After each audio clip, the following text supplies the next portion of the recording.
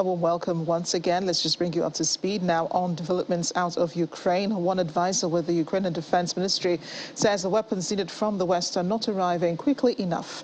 But Ukraine is grateful for the ones received so far. Yuri Sak was speaking to the BBC earlier today and said that even in Severodonetsk in the eastern Donbas region, where fighting is now said to be the fiercest, the Ukrainian army continues to protect the city with what it can. But it would have been much more efficient at repelling the enemy and liberating Ukrainian land had they received more weapons and more heavy weapons by now. Meanwhile, another Ukrainian government official says destruction of the city of Mariupol was made possible because of traitors that passed on coordinates of the Russian forces early in the invasion. Mayor of Mariupol, Vadim Boychenko, said the Russian forces knew where to shell and knew critical infrastructures such as the 15 power supplies in the city, which even the mayor himself did not know, as well as their locations. He accuses the so-called traitors of being city council deputies from the pro-Russian opposition platform for Life party, which now rule the city under the Russian occupation. Finnish President Sauli Niinisto says Russia and Ukraine are both using heavier weapons against one another, but that Russia's, of course, are more powerful. Speaking during security policy talks in Finland, Mr. Niinisto says Finland and other Western countries have been careful to only supply Ukraine with weapons that Russia would also use, making sure that the West cannot be accused of escalating the situation, according to comments coming from a local broadcaster. He also says the Russian weapons are stronger and include thermobaric bombs, which he describes as weapons of mass destruction. And now we're all caught up. Russia's defense ministry says its missiles have destroyed a large quantity of weapons and military equipment in the eastern Donbas region, including some that have been sent by the United States and European nations. Russian forces have also shot down 3 Ukrainian Su-25 fighter jets, 2 of which near Donetsk and 1 in Kharkiv in eastern Ukraine, in addition to Tochka-U ballistic missiles and 3 Uragan multiple launch rockets have been intercepted in Kherson and near Lugansk, respectively. According to a spokesperson in the Ministry of Defense, the attacks have resulted in the destruction of 5 armored vehicles, 6 field artillery mounts and mortars, 15 special vehicles, and fixed ammunition and fuel depots. At least 3 people, including a child, have been killed and 4 injured today by what local separatist media says is a Ukrainian artillery strike on a market in the Russian-backed separatist Ukrainian region of Donetsk. Burning stalls at the central Maisky market, and at least 1 body could be seen on the ground at the market in Donetsk. And local news is saying 155mm caliber NATO standard artillery munitions hit parts of the region today. But Ukrainian officials say an attack on a nearby residential block in Donetsk was carried out by the Russian military. President Vladimir Putin has repeatedly said the main immediate reason for what he calls as a special military operation in Ukraine is to protect the Russian speakers of the Donbas region from persecution and attack by Ukraine. But he says Russia's claim of persecution of the same Russian speakers is a baseless pretext for sending troops into the country. I'll show you a video in a moment released by the Ukrainian police today showing damage caused to residential buildings in the city of Bakhmut and other areas in the Donetsk region following Russian shelling. There it is. A resident in the region said the building he was in was shaking during the Russian shelling, and footage showed shattered windows and scattered debris.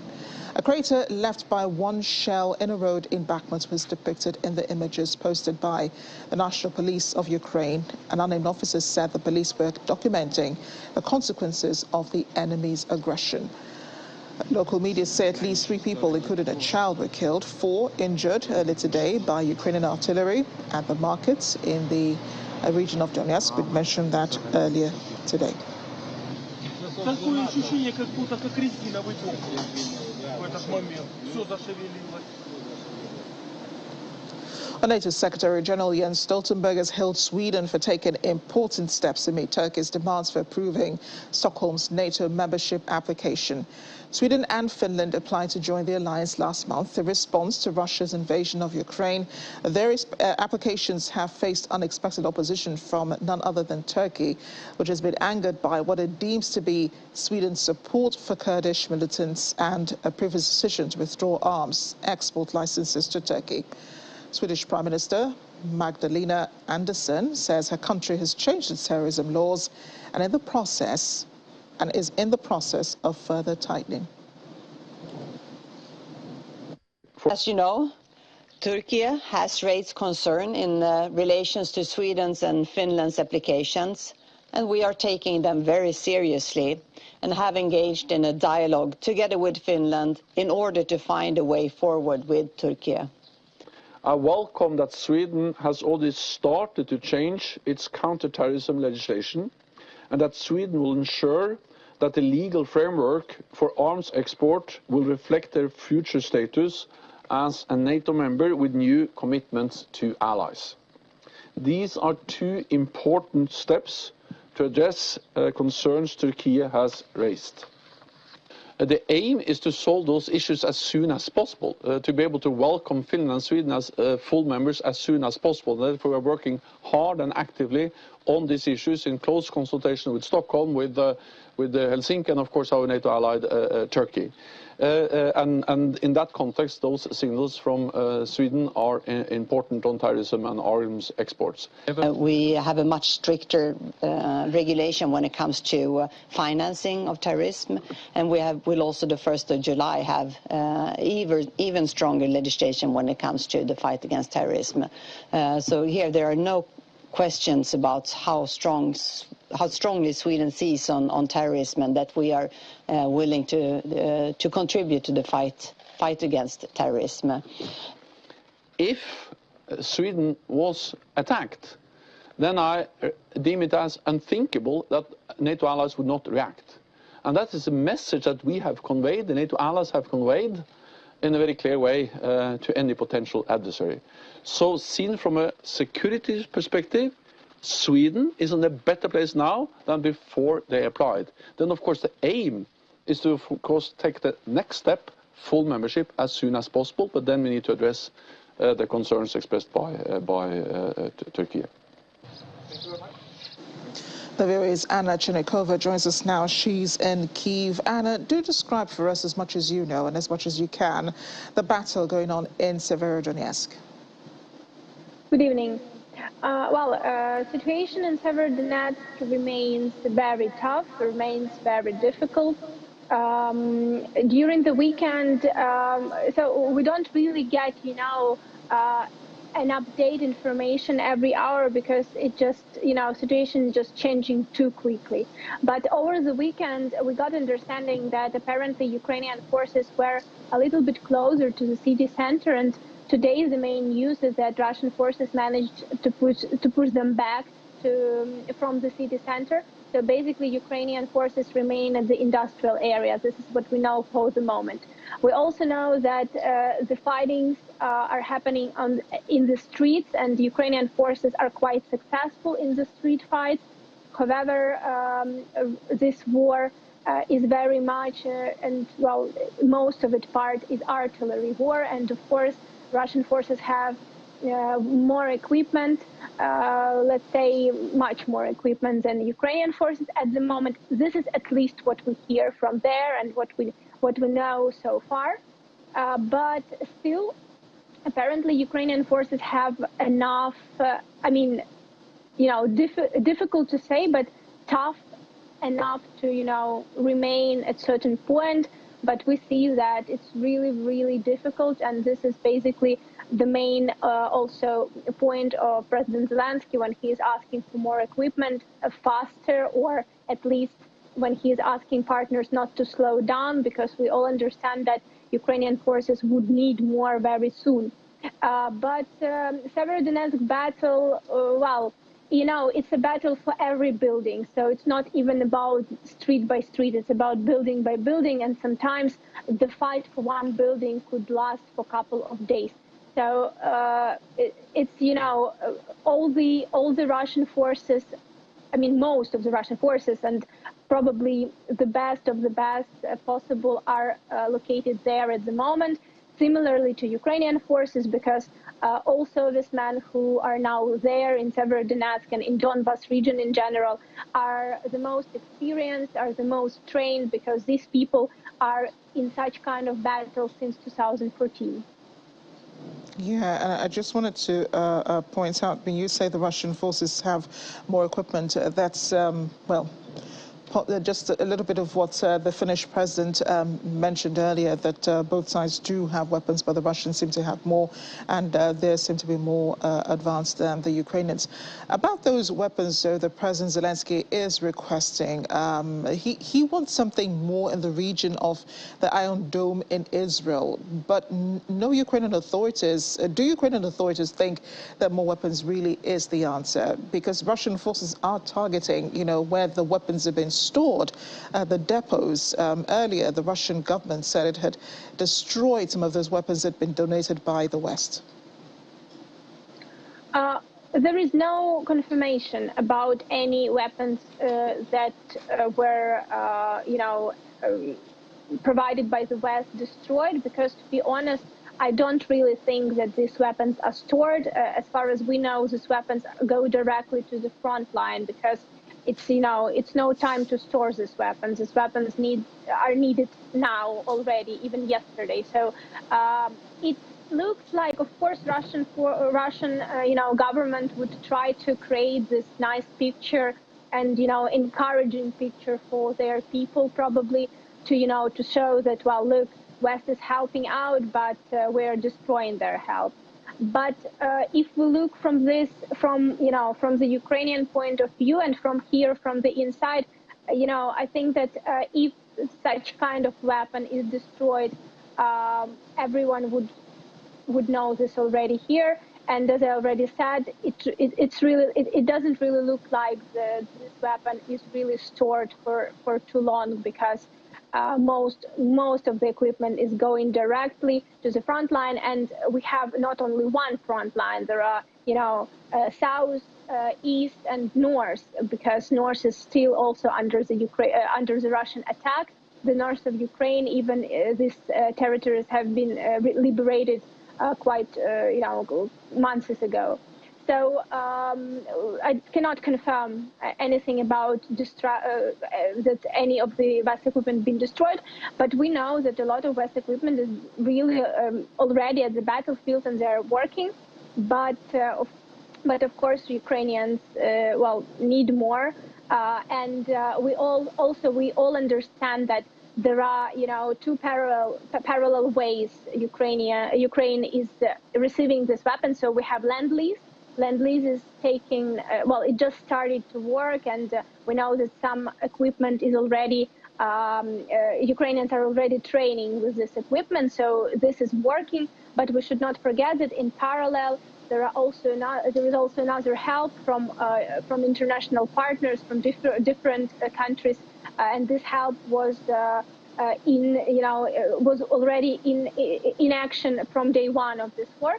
So we should very much consider these two parallel paths of help. But of course, Lend-Lease, it includes much more, of heavy weapons, and this is extremely important. And if we talk about the Israeli system, there are talks that, and we all heard that Ukrainian president kind of said that it would be really nice to get it. We don't know yet if there are any particular talks about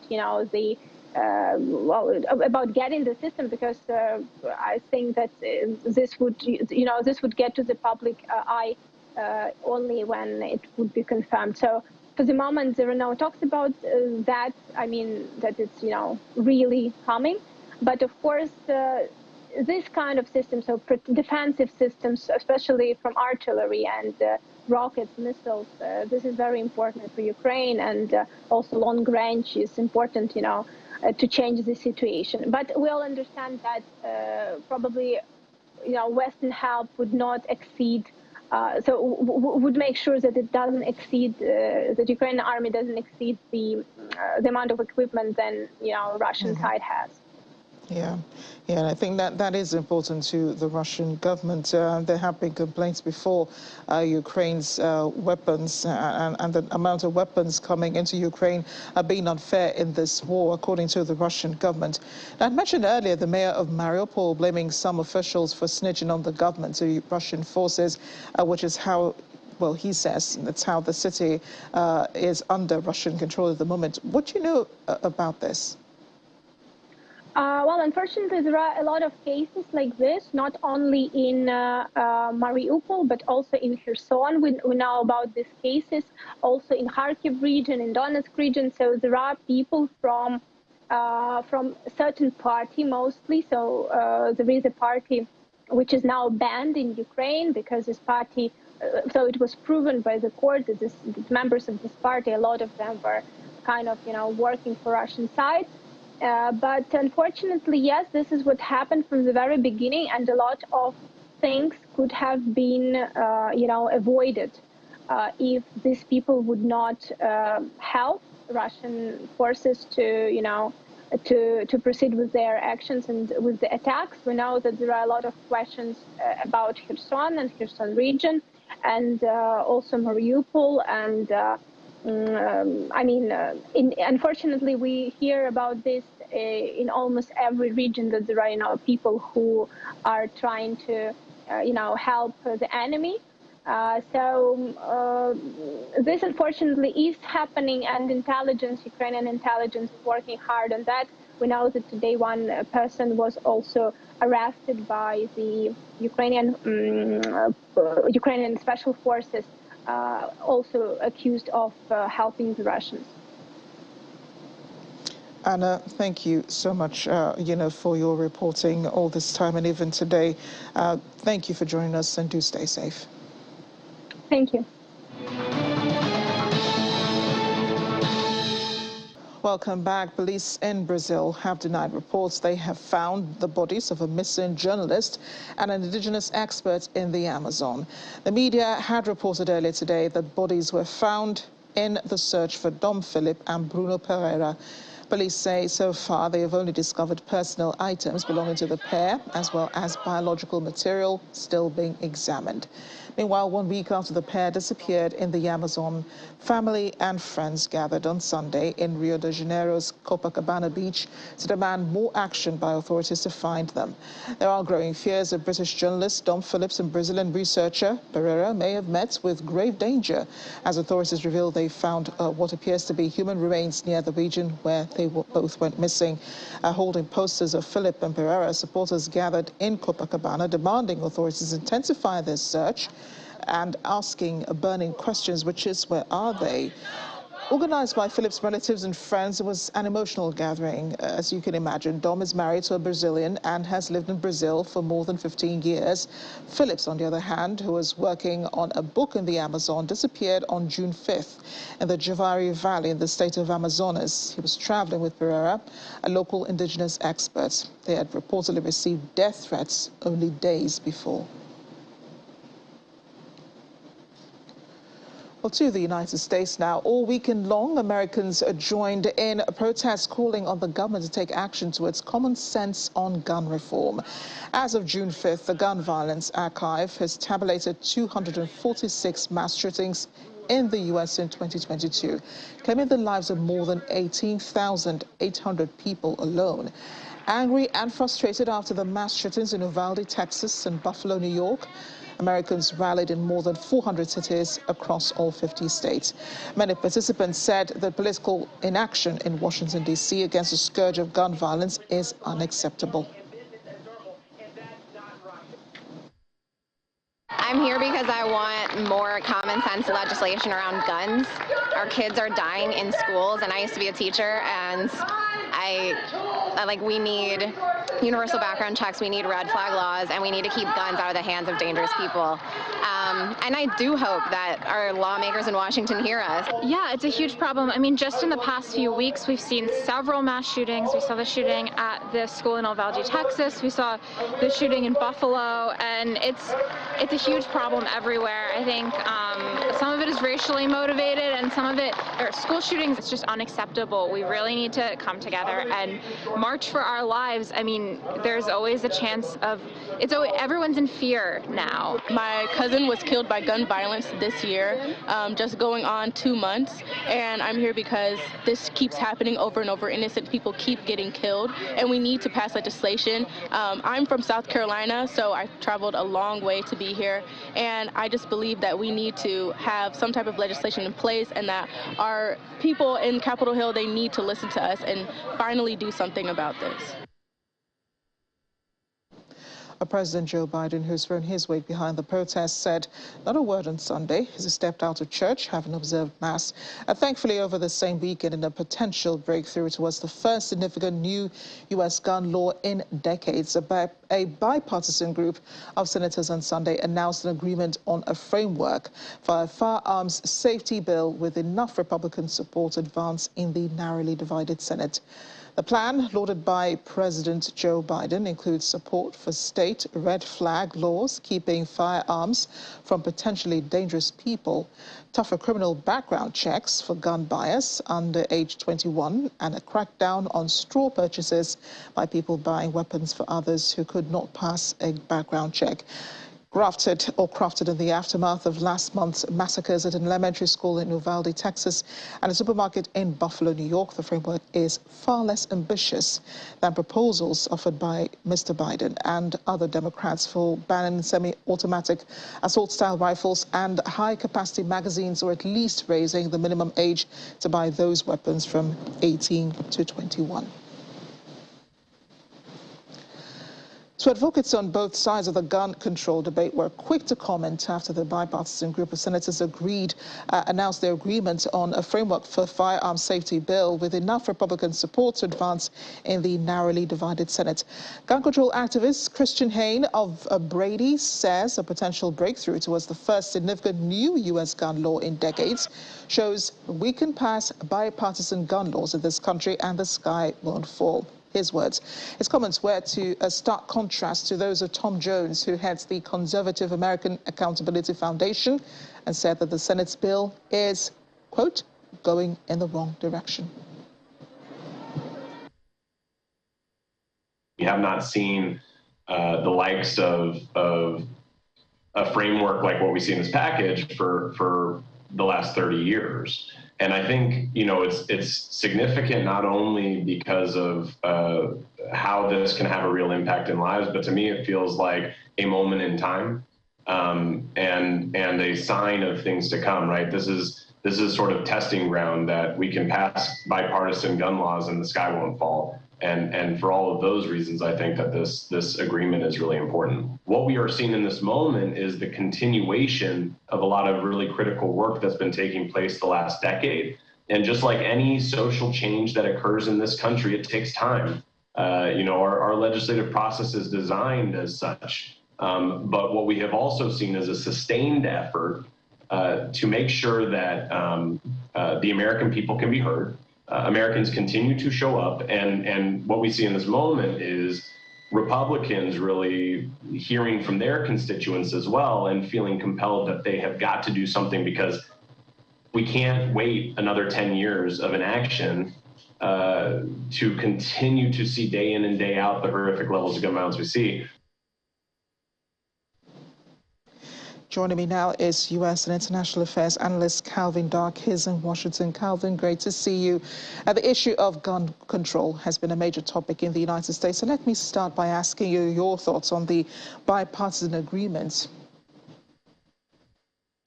Well, I think the first thing to keep in mind is that this isn't even proposed legislation yet. This is a framework of principles that tentatively 10 Republicans, along with, that's what they would need in the Senate to pass it, along with Democrats, have proposed. And as optimistic as I normally am, Congress is known for presenting frameworks and proposals that never actually become legislation to vote on, much less to become law. But when it comes to the actual reforms themselves, I'm cautiously optimistic because it's not really reform, it's more tinkering around the edges. Things like enhancing the background checks, well, that's only from 18 to 21, and it doesn't stop 18, 19, and 20-year-olds from buying assault rifles. It just makes the background screening a little bit more vigorous for them. Also, you know, there are incentive for red flag laws. Red flag laws are where state officials can take away someone's gun if there's a, you know, threat of violence or mental health. It doesn't require that. It only gives states incentives to put those in place if they want to. Clearly, if it's a state where they don't want red flag laws, they're not going to take the incentives. Two really good things, though, that I do think the law does. It closes the boyfriend loophole for domestic violence. Before it was just, you know, your actual spouse or domestic partner, but it can include a boyfriend or girlfriend. And the increased funding for mental health and school safety. Although for schools, I hope we don't turn our schools into prisons or like the airport. Those two things are helpful in my opinion. Yeah, and Americans are very careful about any restrictions to their freedom. But how quickly do you think lawmakers will follow through on this? You just pointed out that it takes, I mean, they're good at putting together frameworks, but bringing this to law or passing this into law might be a challenge. Well, I hate to make predictions, but here's a timeline that we're going to have to be aware of. When July 4th, U.S. Independence Day, when that recess starts, we're in an election year, which means these senators and members of Congress are going to go back to their districts and they're going to be campaigning for other people if they're not up for re-election. And so if something doesn't get done by the 4th of July, I highly doubt it, because when they come back after the summer recess, it's all midterm elections. So can the Senate write the legislation, debate it, go through the different committees, vote on it, send it to the House of Representatives and then to the White House in a month? That's a tall order. Wow. And I'm glad that, you know, you mentioned, well, mental health, and this framework addresses, you know, that important factor in gun violence. But should that cut across board, not just for people who want to buy guns, but to help stem against probably police brutality as well, considering how many African Americans have been either shot at or killed by the police, or in some cases enduring, you know, life-threatening injuries as a result of police being a bit too quick to use their guns? You're exactly right. Three things that I thought about with that. One is we should have increased mental health care and assistance outside of the gun issue, not just because of it. Two, we shouldn't stigmatize those with mental illness because the vast majority of them are not violent or dangerous. And then three, there are certain things that have been fueling recent mass shootings, such as racism in the Buffalo situation. And we also have bullying and other things. Those aren't mental illnesses to be racist. You know, they're definitely issues, but they're not mental illnesses. And so we need to remember that even when we strengthen our mental health system, that's not going to address a lot of the major impetuses behind the mass shootings and, you know, not even the mass shooting, just the general gun violence that we see in this country. And let's bring it to the future now, because whether we like it or not, it's all thanks to the Second Amendment, isn't it? That we're in this situation today, the right to bear arms, and Americans love their guns. You think the lawmakers might want to revisit that as well? Very few times can I say absolutely not. In this country, absolutely not. And I say that because even if you look at the small incremental reforms that are proposed with this bipartisan plan, the National Rifle Association and other gun lobby supporters have already said they don't support it because it's a slippery slope to touching the Second Amendment. If you look at what Mitch McConnell, the Republican leader in the Senate, said about this agreement, which, by the way, he said he hasn't supported yet, he even says nothing against guns, but he wants to make sure that it respects the Second Amendment.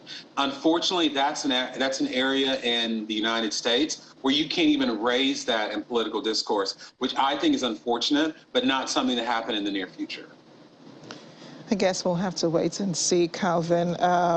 We'll keep being positive, won't we, until there are the changes that we... Exactly. Until there are the changes that we need. Calvin, thanks again, and do stay safe. Thank you. To Britain now. Opposition Labour leader Keir Starmer is being investigated by Parliament's Standards Commissioner over whether he broke the rules on registering his earnings and gifts. An update to the Parliament website today showed an investigation was opened into Starmer on June 8th. It did not provide further details, though. Members of Parliament are required to declare their external financial interests, such as fees or expenses paid for employment, away from their role as a Member of Parliament, as well as gifts or hospitality that they receive. As you may have noticed. It's all MPs are made aware if there's any concerns. My office is dealing with it and will be replying in due course. There are some problems in the way the protocol works, but they could be resolved around the negotiating table with statecraft, with guile, with trust. Unfortunately, we don't have those in the current Prime Minister.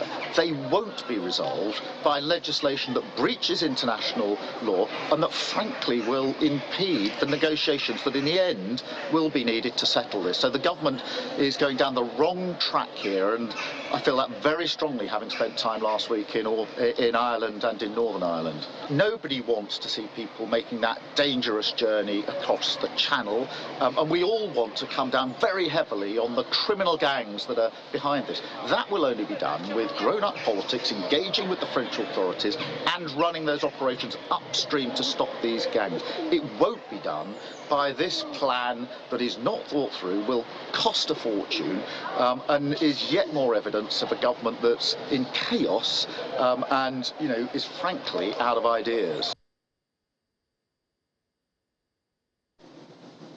Our London courts will hear two last-minute legal challenges to block the British government's policy to deport the asylum seekers to Rwanda before the first removal flight scheduled to leave tomorrow. Today, protesters outside the Royal Court of Justice chanted, "Refugees have the right, here to stay, here to fight." And then they held signs reading, "Deportations are a violation of human rights." Britain has agreed a deal with Rwanda to send some asylum seekers to Rwanda in return for an initial payment of £120 million and additional payments based on the number of people deported. The government says the deportation strategy is aimed at undermining people smuggling networks and stemming the flow of migrants risking their lives by crossing the English Channel in small boats from Europe. The Court of Appeal will hear arguments from two human rights groups and a trade union after a judge refused their request for an injunction blocking the flight taking off. Seeking asylum is not a crime! Seeking asylum is not a crime! Refugees have the right! Here to stay, here to fight! Refugees have the right! Stop the plane now! Now, British Prime Minister Boris Johnson has again defended his government's controversial plan to send illegal migrants to Rwanda. He told a radio interviewer the criminal gangs behind migrants crossing the Channel from France were selling false hopes. Mr. Johnson and Interior Minister Priti Patel are determined to press ahead with the policy to deport some asylum seekers to Rwanda, despite the legal challenges and opposition, reportedly including from Prince Charles, the heir to the British throne. London courts will hear the last 2-minute legal challenges to block the government's policy before the first removal flight scheduled to leave tomorrow. The criminal gangs who are putting people's lives at risk in the Channel understand that their business model is going to be broken and is being broken by this government. They're selling people a false hope. They're luring them into something that is extremely risky and criminal. And it's very, very important. We've always said that we knew that this policy would attract the attacks from those who want to have a completely open doors approach to immigration, who want people to be able to come across the Channel without let or hindrance. And there are very, very active lawyers, as you know, in this field, and I have the utmost respect for the legal profession, but it's also important that we stop criminal gangs. And that is the economic and migration partnership that we have with Rwanda is a way of doing. It's a way of saying to people, look, these people are selling you a false hope.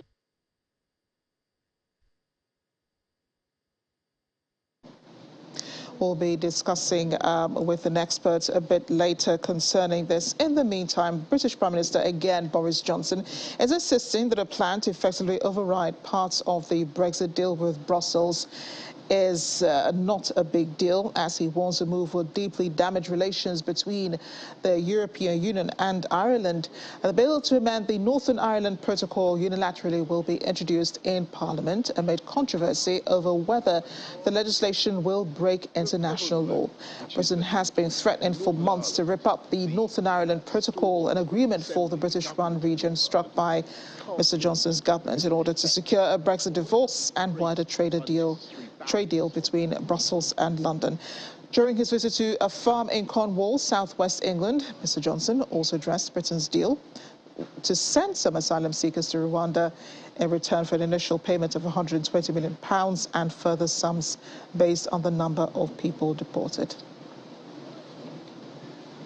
The problem at the moment, which is that in Northern Ireland, the Stormont Assembly, the government of Northern Ireland, can't meet because of the effects of the protocol. What it does is it creates unnecessary barriers on trade east-west. What we can do is fix that. It's not a big deal. We can fix it in such a way as to remove those bureaucratic barriers, but without putting up barriers on trade moving north-south in the island of Ireland as well. That's what we want to do. And so in terms of the strategy, the overarching objective, the primary thing we've got to do is make sure that we protect the balance of the Belfast Good Friday Agreement. And that means respecting trade east-west between GB and NI, but also trade north-south between Northern Ireland. So what I think our higher and our main international obligation is to the Belfast Good Friday Agreement, to the peace process in Northern Ireland, getting that Stormont Assembly up and running again. Northern Ireland is fantastic, but it needs government. It needs, particularly now when people are facing pressures from the global cost of living problems with the energy price spikes, you need a government in Northern Ireland. You need Stormont up and running, so we've got a plan to fix it. We'll stay a bit more in the UK as London courts expected to hear the last 2-minute legal challenges to block the British government's policy to deport asylum seekers to Rwanda before the first removal flight scheduled for tomorrow. Today, the protesters are at the Royal Courts of Justice chanting refugees have a right. If we remember, Britain agreed that deal with Rwanda to send some asylum seekers in return for an initial payment of £120 million and additional payments based on the number of people deported. Immigration lawyer Dayo Fadino joins me now. He's in London. Dayo, thanks for making it on the programme. How do you think the courts should rule on the issue today? Good afternoon, Amarashi, and good afternoon to your guests and your audience. Well, I am of the strong opinion that the courts, particularly the Court of Appeal, should at least rule in favor of the asylum seekers. The situation we have on ground right now is to do with fundamental human rights of fellow human beings like you and I. As much as they could be referred to as asylum seekers, they also have that right to be protected. They have the right to at least flee from a part of the world that is going through so much stress and persecution. For the High Court to have ruled against the asylum seekers was quite unjust and not proper at all. We have a situation where the Home Office, the British government, is in some kind of memorandum of understanding with Rwanda that asylum seekers should be sent to Rwanda. So in effect, what the UK government is doing, it's outsourcing the rights that of asylum seekers under the UN Convention to do with refugees and asylum seekers. That's not proper. The UK is one of the richest countries in the world, and for that to be happening is quite appalling and not of good taste at all. So that shouldn't be happening. We also have a situation in Rwanda where the fundamental human rights of citizens in Rwanda are not being respected. The Rwandan government is known to be in harsh abuse of fundamental human rights. They are totally against gay rights, lesbian rights.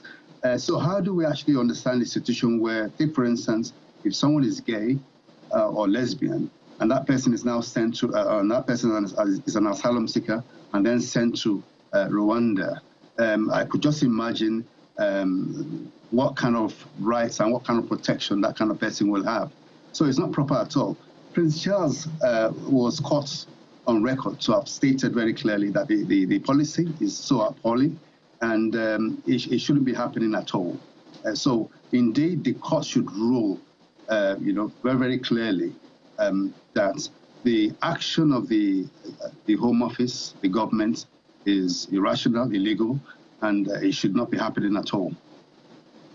A very interesting perspective on that. And I know that apart from Prince Charles, there have been other, visible leaders in the UK who have also spoken against it, one of which is the Archbishop of Canterbury, who also condemned it as well. But this is an agreement already signed, between the two parties, I mean, Britain and Rwanda. So agreement is already on the table and it's already done and dusted, but does it really require the acquiescence of the asylum seekers as well? A lot of them began to receive letters from the British government about 2 weeks ago, informing them of the possible their possible deportations. You think they can challenge that for real? Oh, sure.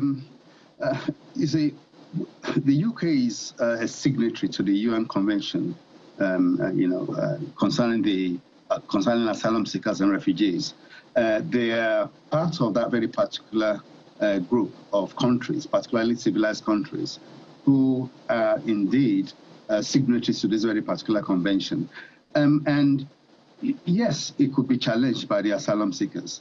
It's not even a question of whether it should be challenged. It has to be challenged because we have a situation right now where the government is now running roughshod over the rights of fellow human beings like you and I, who are fleeing persecution. People do not just get onto boats to risk their lives.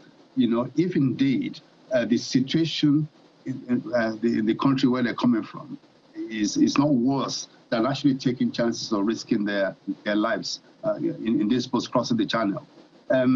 So honestly, it should be challenged, and I think the asylum seekers have that reason and right to be able to challenge the government's move. In all respects, it's illegal, it's uncivilized concerning their rights, and a country with as rich as the UK should not be seen to be doing this. It's more or less like an ultra-right policy that should not really be allowed to flow and to fly at all. It almost sounds like you're calling for a review of Britain's immigration laws, and because what happens today might serve as precedence to anything else that happens in the near future, whether or not those asylum seekers will be sent back to Rwanda, and then no one really knows what happens to them from there on. Yes, indeed. You see, we're talking of the memorandum of association they have, the UK has with Rwanda. It's just a mere memorandum of association. It's not enforceable in law. So even if they have this understanding with Rwanda, and Rwanda decides to renege or to actually breach whatever term of reference of the understanding they have together, there's nothing the UK government can do about this. So in the change of rules, change of immigration rules, no. We are talking of basic fundamental human rights of fellow human beings like you and I. They cannot be seen to be sent to a country. The UK cannot be seen to offshore asylum seekers to a country that has never actually respected human rights, and then source out the UK immigration obligations under the UN Convention, outsource it to another country. It's not proper, it's not right. Most Western countries are not doing this. So you then wonder why it's the case that the UK feels that this should be the best option. The excuse they are giving to do with the fact that they are trying to prevent,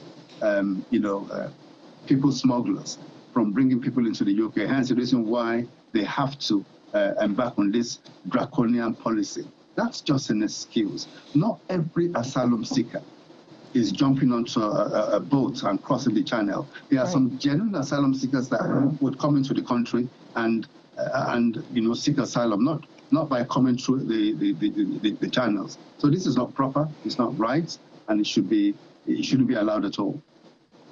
Dayo Fadino, thank you again for explaining and giving us your analysis on the issue. Oh, it's a pleasure, Amarachi, and have a good evening. Thank you. Let's make a brief stopover in France as President Emmanuel Macron is at the risk of losing his outright majority after a strong challenge from a coalition of left-wing parties in National Assembly elections. Jean-Luc Mélenchon's Left Green Alliance finished neck and neck with Mr. Macron's Ensemble in terms of votes cast in Sunday's first round. The president faces a battle in next week's second round to win 289 seats and keep his majority. Within half an hour of the first projection, a somber Jean-Luc Mélenchon announced his alliance was in the lead. He called on voters to turn out in force next Sunday to reject definitely the disastrous policies of Mr. Macron's majority. Centrist Emmanuel Macron won a second term in April, but without a majority in the Assembly, he will struggle to push through reforms. He intends to raise gradually the retirement age from 62 to 65, while Mélenchon vows to lower it to 60.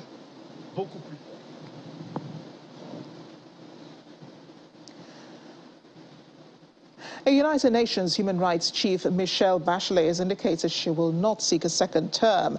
A surprise announcement coming in a wide-ranging speech to the Geneva-based Human Rights Council. Ms. Bachelet made the trip to China last month, for which she was criticized by rights groups as well as some Western governments, including the United States, who said conditions Chinese authorities imposed on the visit did not enable a complete and independent assessment of the rights environment. She said her office was working on an updated assessment of the human rights situation in China's western region of Xinjiang, where there are widespread allegations that mostly Muslim Uyghur people have been unlawfully detained, mistreated, and forced to work. It draws to a close. This Council's milestone 50th session will be the last which I brief. This Council, for all of the difference of its members, remains central to protecting and promoting the human rights that lie at the heart of our common humanity. It has proven its ability to do that, and I therefore encourage you all to continue to seek dialogue, to be willing to hear the other, to understand respective points of view, and to actively work towards identifying common ground as prerequisites to achieving durable solutions to the challenges that threaten us all. I also raised concern regarding the human rights situation of the Uyghur and other predominantly Muslim minorities in Xinjiang, including broad arbitrary detention and patterns of abuse both in the BETC system and in other detention facilities. My office's assessment of the human rights situation in Xinjiang is being updated. It will be shared with the government for factual comment before publication. In addition, I raised human rights concerning the Tibet and Hong Kong regions and discussed possible follow-up actions with my office. And that's the world today. Congratulations to all the Tony awardees. I'm Amarachi Obani. I'll see you later.